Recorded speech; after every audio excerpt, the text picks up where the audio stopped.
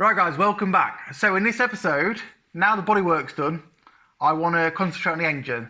So we're going to change the engine oil, we're going to gap the spark plugs, going to change the brake fluid, the coolant, and just give it a general once over.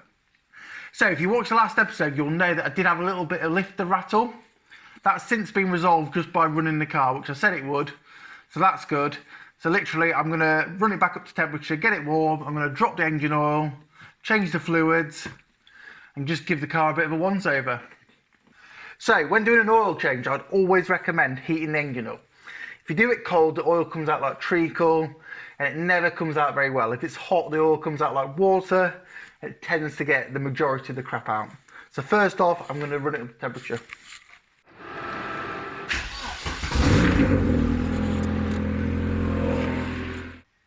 Right, engine's warm enough, I'm going to drop the oil. So oil cap's off, dipstick's out, now I'm going to crack the sump plug. Oil filter.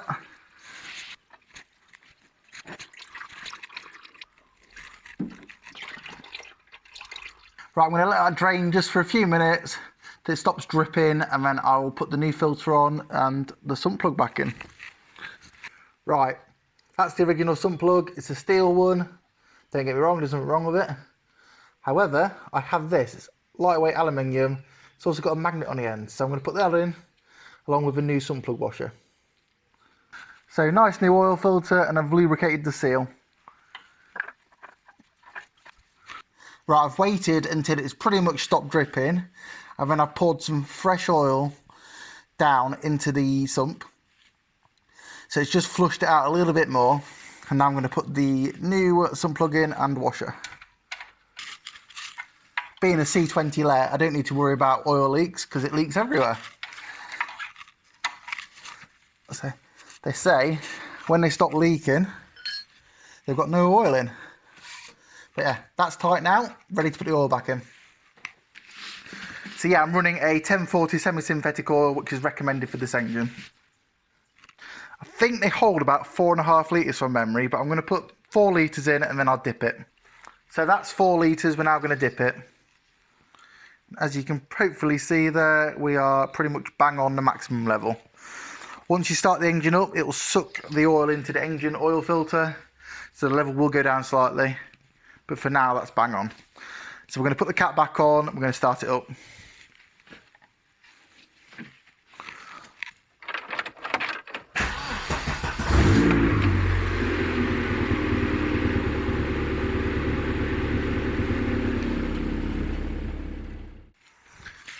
Right, there's no visible oil leaks, so I'm happy with that. I'm now going to take the spark plugs out and check the gaps of them. So just a couple of 5mm Allen keys, and that's the plug cover off. Right, so plug leads are now out. That's the case of getting a socket and taking the plugs out.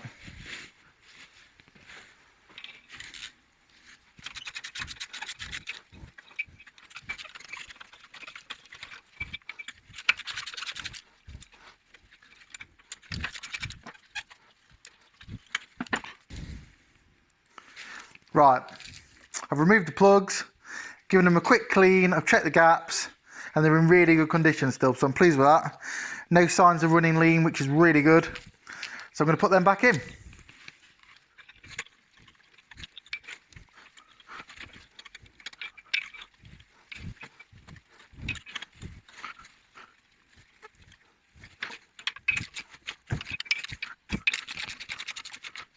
Right, we're now ready to put the HT leads back in.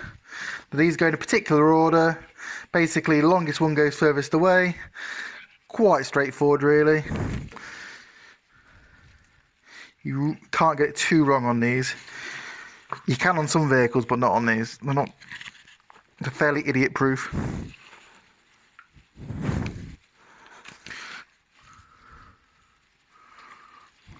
Just got to clip the HT leads back into little locating lugs. And there we go, make sure they don't chafe on anything. And that's that. All on properly. I'm going to start it back up now and just make sure there's no misfires, but I'm sure there won't be.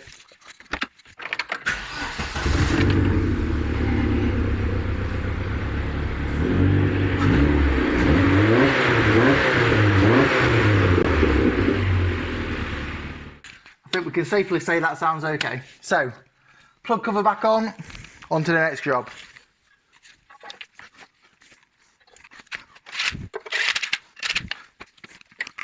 Right, now it's cooled down a little bit, I'm going to drain the coolant. So, first job, take the cap off, and then I'm going to undo the bottom hose and drain it into a bucket.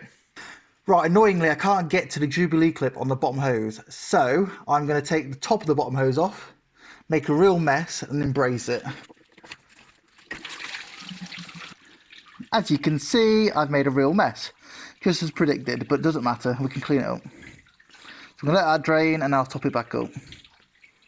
Right, I've drained it, I've flushed it through with some water, just to try and get as much crap out as possible. It was pretty clean, so I'm not overly concerned.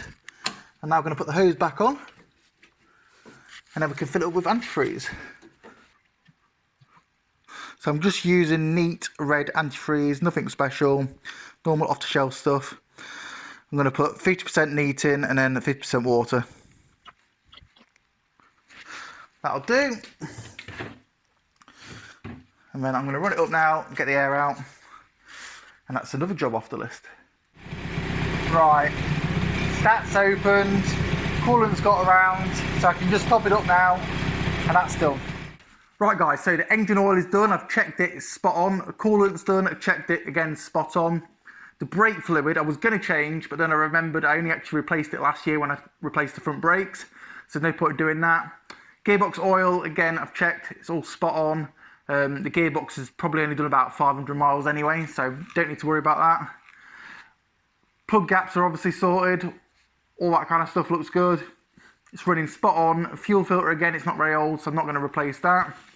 So, basically, we're done. I'm going to check all the bolts on the vehicle, all the obvious bolts, make sure everything's nice and tight, and then we can start rebuilding.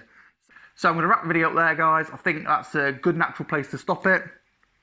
Once again, I hope you like what you've seen. I do this just for a bit of fun. I enjoy doing it, and I'd like to think you guys enjoy watching it. If you do, I would really appreciate a like, a comment, and obviously, most importantly, a subscribe.